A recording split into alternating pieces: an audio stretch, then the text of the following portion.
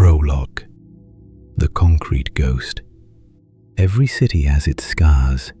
Most are visible: the faded brick of an old factory, the cracked pavement of a forgotten alley.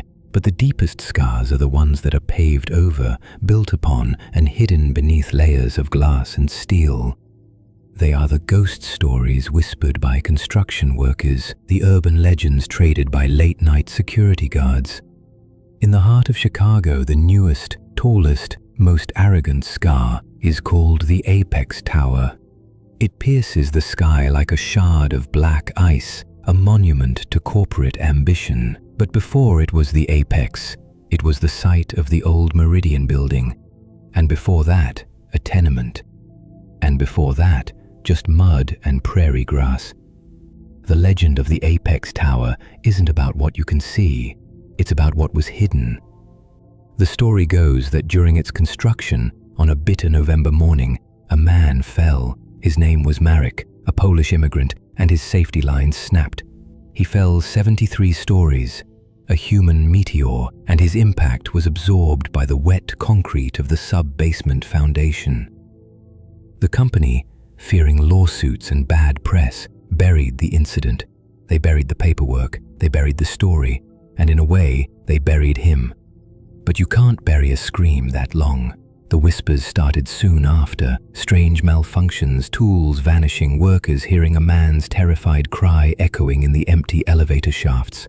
To appease the restless spirit and contain the bad energy, the developers, guided by a consultant who specialized in more esoteric architecture, made a secret alteration. They created a floor that doesn't exist. It's not on any blueprint. It has no number. It's a liminal space, a concrete buffer between the first floor and the sublevels, built around the very spot where Marek landed. They call it Floor Zero. They say it's a place outside of physics, a pocket dimension designed to be a prison for a ghost. But they made a mistake. They didn't just build a prison, they built a trap. And over the years, other lost souls, other echoes of the city's pain, have found their way in. Now, it's not just a prison. It's a collection. Chapter 1, The Obsession. Leo Thorne was a connoisseur of urban decay. He saw poetry in peeling paint and stories in water-stained ceilings. At least, that's how he framed it on his YouTube channel, City's Veins. In reality, Leo was a disgraced journalist, fired from the Chicago Chronicle for fabricating a source on a story about City Hall corruption. Now, his life was a collection of dwindling ad revenue, angry emails from his landlord, and the bitter taste of what might have been. City's Veins was his last desperate attempt to claw back some relevance.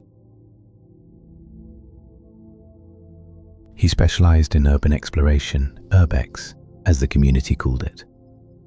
He'd explored abandoned subway stations, forgotten hospitals, and the skeletal remains of lakeside resorts. But his viewership was stagnating. The internet demanded bigger, bolder, more dangerous content. He needed something no one else had.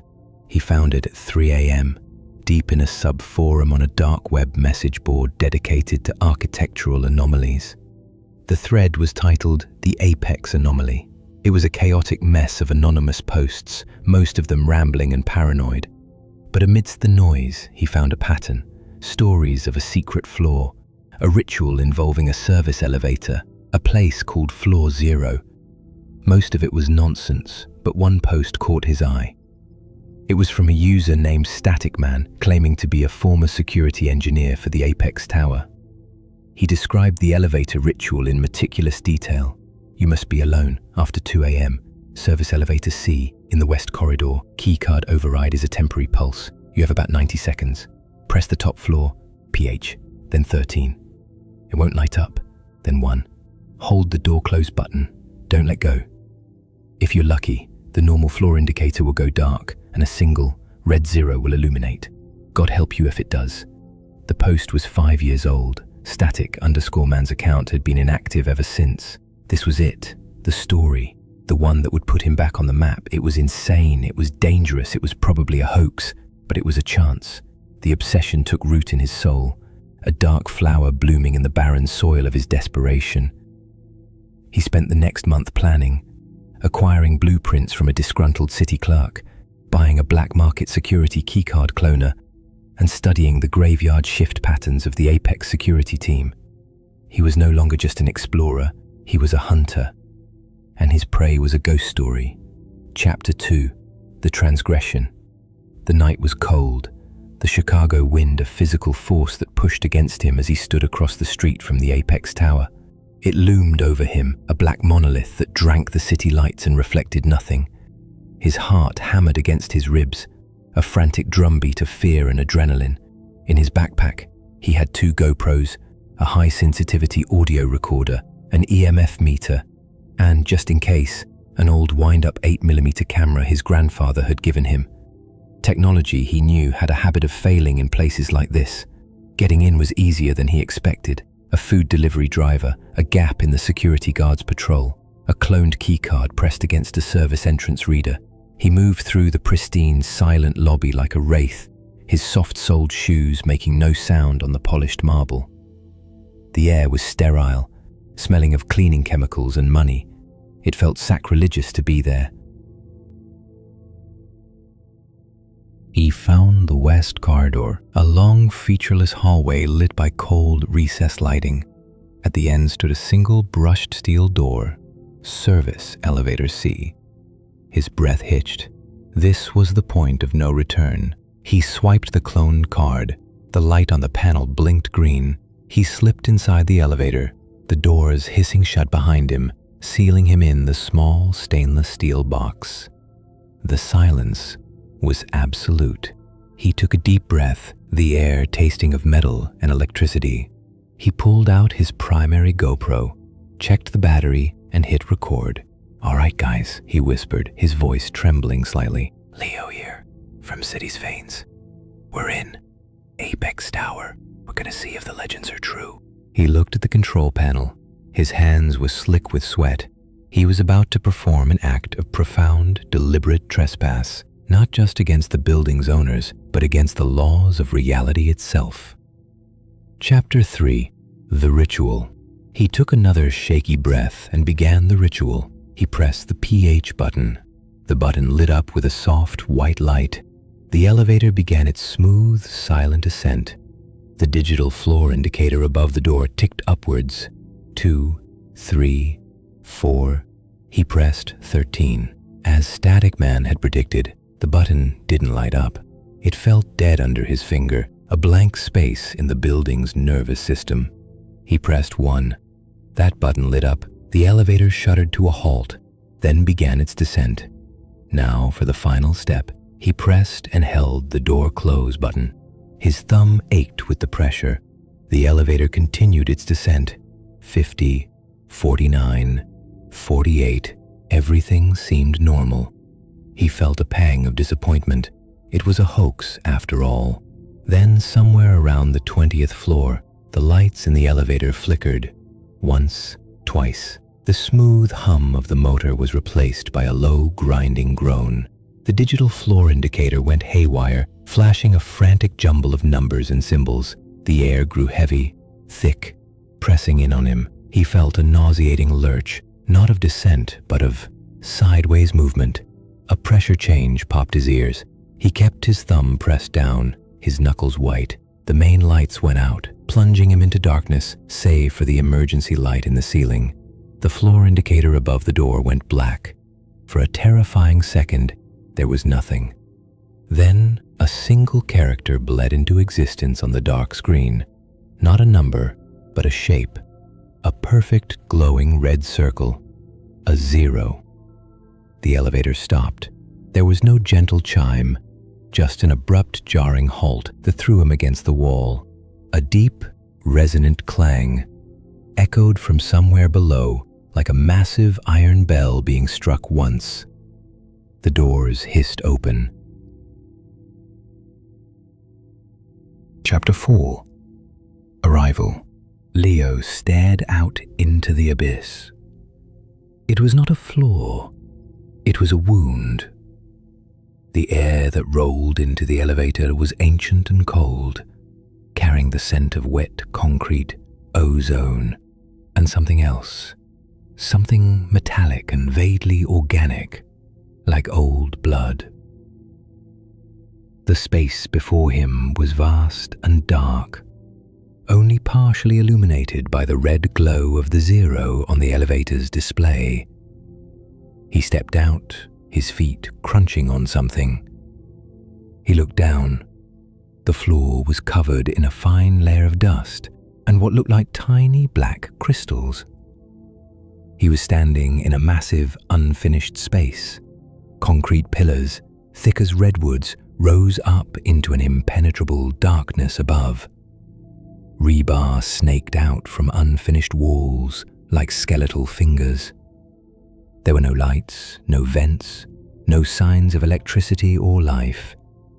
It was a concrete tomb. He raised his GoPro.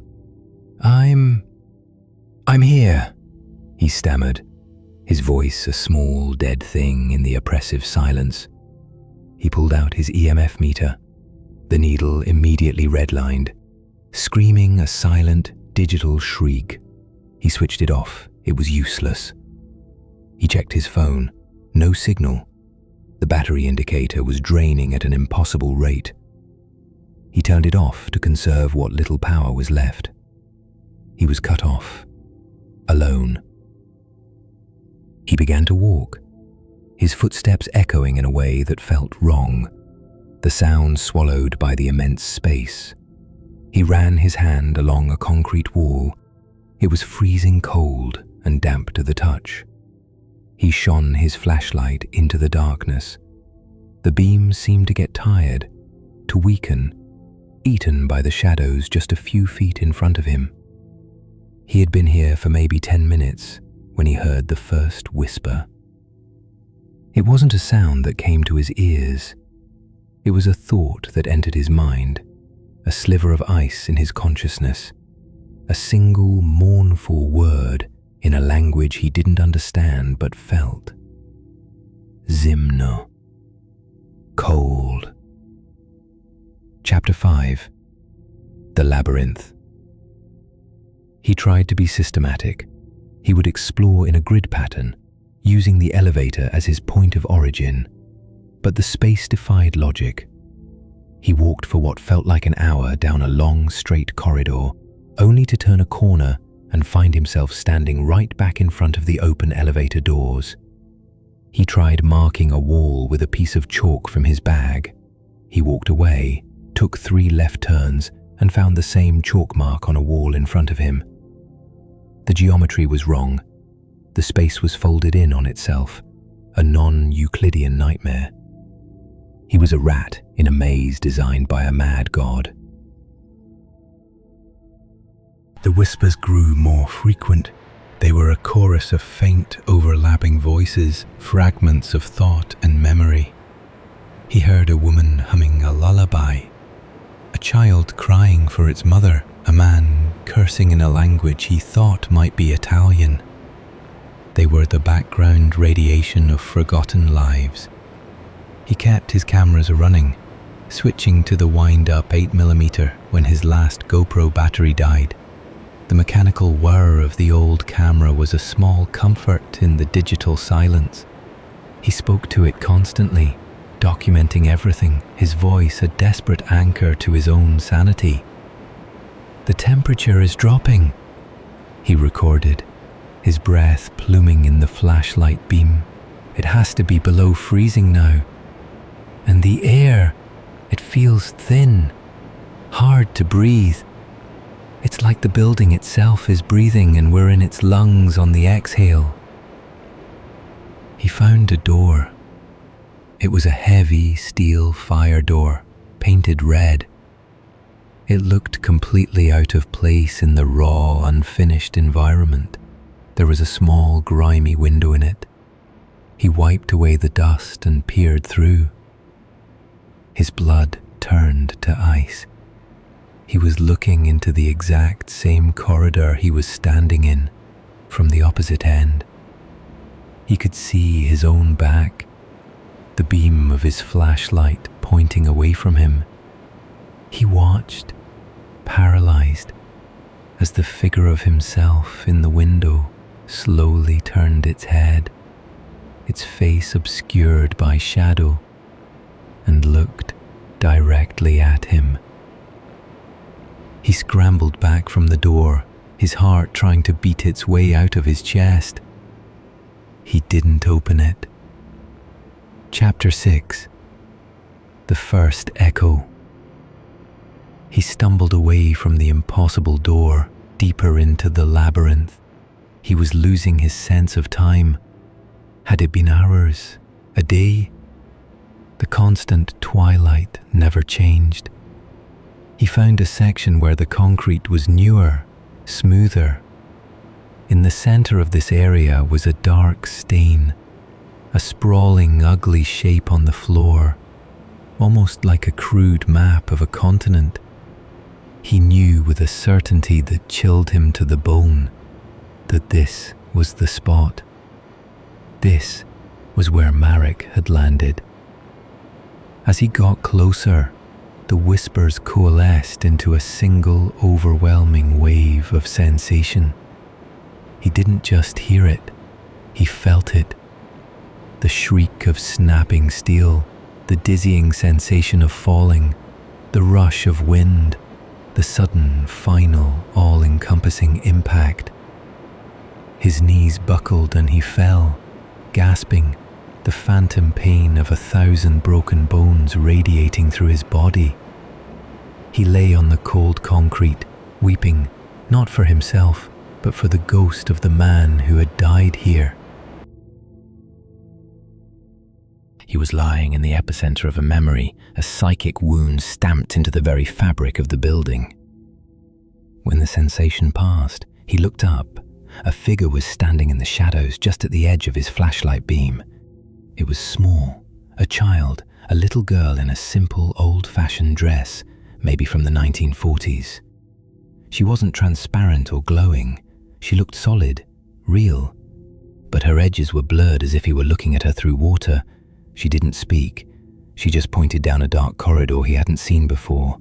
She smiled, a sad, lonely little smile, and then turned and walked into the darkness. Leo, against his better judgment, felt a pull, a sense of pity. She was a child, trapped here like him. He got to his feet, picked up his camera, and followed her. The journalist in him, the storyteller, couldn't resist. He had to know her story. It was a mistake. Chapter 7. Marek's Sorrow. The corridor the girl led him down was different. It was narrower, and the walls were streaked with rust-colored stains. The air was thick with the smell of despair. He could hear Marek's voice clearly now, not as a whisper, but as a constant mournful loop, fragments of his life.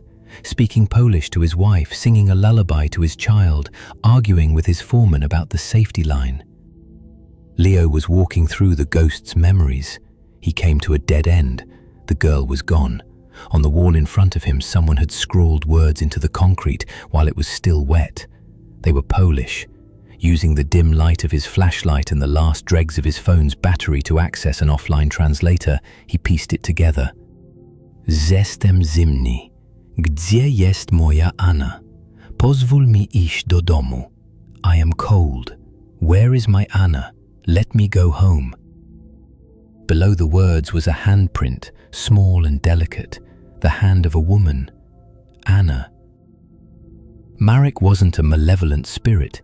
He was an anchor, a man frozen in the last moments of his life, forever falling, forever calling for the wife he would never see again. His sorrow was the gravity that held this impossible place together. His confusion was the architecture of the labyrinth. He wasn't haunting the building was haunting him. Chapter 8. The Lonely Crowd. Following the girl had been a test. By showing empathy for Marek, he had proven himself interesting to the other residents of Floor Zero. And now they came out to play. They were never fully solid. They were echoes trapped in the loops of their own final moments. He saw a man in a pinstripe suit, his face a mask of shock, constantly reliving the moment he stepped off a ledge during the stock market crash. He saw a young woman in a flapper dress, her laughter echoing as she danced with an invisible partner, forever trapped in the memory of a speakeasy that had once stood on this land. They flickered in and out of existence at the edges of his vision. They would move things. A piece of rebar would be in one place, and when he looked back, it would be somewhere else. A new corridor would appear where a solid wall had been moments before. They were changing the maze, playing with him. Their whispers became clearer, more directed. They weren't trying to scare him, they were trying to communicate. They showed him their lives, their deaths. They were profoundly, cosmically lonely. They had found each other in this strange purgatory, forming a silent, sorrowful community. And now they had a new visitor, a real, living, breathing person. They didn't want him to leave, ever. A new whisper entered his mind, clearer than the others. It was the little girl's voice. "Stay and play. We have no one new to play with." Chapter 9, The Rules of the Game. Leo collapsed in a corner, exhausted, hungry, and terrified. He was beginning to understand. This place wasn't just a physical space, it was a psychic one. It fed on emotion, on memory, his fear, his despair. It was making the place stronger, more defined. The ghosts weren't trying to kill him, they were trying to keep him. They wanted to add his story, his memories, his life to their collection. They wanted him to become another echo, another voice in the lonely chorus. He looked at his wind-up camera. It was his only link to the outside world, his only way of creating a new narrative. But he realized it was a double-edged sword. Every memory he recorded, every piece of his terror he documented, was being fed directly into the consciousness of this place. He was giving it the very thing it craved. He had to stop recording his fear. He had to control the narrative. He wound the camera again, but this time he didn't speak of the ghosts or the shifting walls. He spoke of his life outside. He described the taste of coffee, the feeling of sun on his face, the sound of Maya's laugh, his ex-girlfriend, the one he'd lost because of his journalistic disgrace. He forced himself to remember the good things, to project hope and life into the oppressive darkness. For a moment it seemed to work. The whispers receded, the air felt a little warmer. He saw a flicker of something in the distance, the brushed steel doors of the elevator. Chapter 10, The Escape Plan. Hope, sharp and painful, pierced through his despair. The elevator, it was his only way out, but it wasn't stable. It was like a mirage, appearing and disappearing. He realized it wasn't random. Its appearance was tied to his mental state. When he projected hope, when he asserted his own reality over the reality of this place, it flickered into existence. He had a plan, a desperate, insane plan. He had to get to the elevator, but to make it stay, he had to give the floor something, a memory, a powerful one. He had to trade a piece of himself for his freedom. He began walking towards the shimmering image of the elevator doors, winding his camera as he went. He didn't focus on hope anymore. He focused on his greatest regret. He focused on the story that had ruined his life. He confessed to the camera. He spoke of his ambition, his pride. He admitted to fabricating the source, to the lie that had cost him his career and the woman he loved. He poured all of his shame, his guilt, his deepest, most painful secret into the lens of the camera, feeding it to the hungry ghosts. "You want a story?" He screamed into the darkness, tears streaming down his face. "Here's a real story. Here's a real ghost. Take it. It's yours." The effect was immediate. The whispers rose to a deafening roar. The air crackled with energy. The image of the elevator solidified, its light a beacon in the gloom. The doors hissed open. Chapter 11, The Climax. The ghosts were furious. He was leaving, he was taking his life, his warmth, his reality away from them. They had accepted his offering, his painful memory, but they still didn't want him to go. The floor itself turned against him. The concrete beneath his feet rippled and buckled. Rebar shot out from the walls like spears. The chorus of whispers turned into a single unified scream of rage and loneliness that hammered at his skull.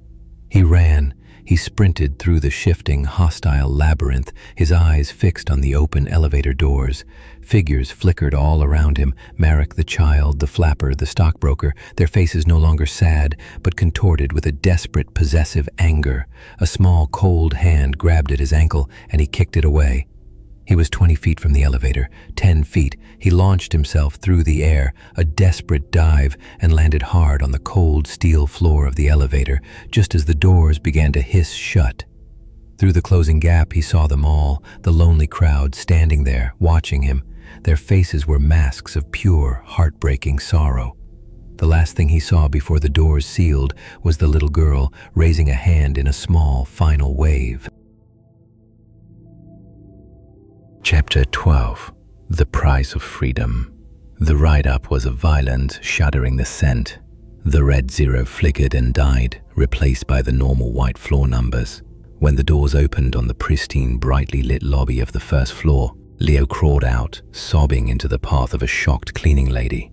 He had done it. He was out. He had the footage. The 8-minute film was the story of the century. He was back. But the victory was hollow. In the weeks that followed, as he edited the footage, he realized the price he had paid. The memory of his journalistic sin, the guilt that had defined him for years, was gone. He remembered that it had happened, but the feeling, the shame, the emotional weight of it was absent. He had left it behind on floor 0. A part of his soul had been surgically removed, and he hadn't come back alone. Sometimes, in the dead of night, he would hear a whisper in his apartment, a single sad word in Polish, Zimno. He would see a flicker of movement in his peripheral vision, the hem of a child's dress vanishing around a corner. He had escaped the prison, but the prisoners had given him a parting gift, an echo. Epilogue, the new legend. Leo's documentary, Floor 0, became an internet phenomenon. It was hailed as a masterpiece of found footage horror, a brilliant, terrifying hoax. No one, not the critics, not the debunkers, not the millions of viewers, believed it was real. Leo Thorne was once again a famous journalist, but not as a truth teller. He was lauded as a master storyteller, a brilliant liar. The irony was a special kind of hell. He lived in a new, expensive apartment, but he was a prisoner. He never entered an elevator alone. He covered all the reflective surfaces in his home. He slept with the lights on. The whispers were his constant companions. One evening, he stood by his window, looking out at the Chicago skyline. Across the city, a new skyscraper was under construction, its skeletal frame clawing at the clouds. He watched the tiny figures of the construction workers moving about, and a cold, familiar dread washed over him. He knew that in a city full of stories, there was always room for one more ghost. And in a world that builds ever higher to hide its scars, there was always a need for another Floor 0. Thanks for watching to the end. We've got plenty more exciting videos coming your way, so make sure to subscribe so you don't miss out.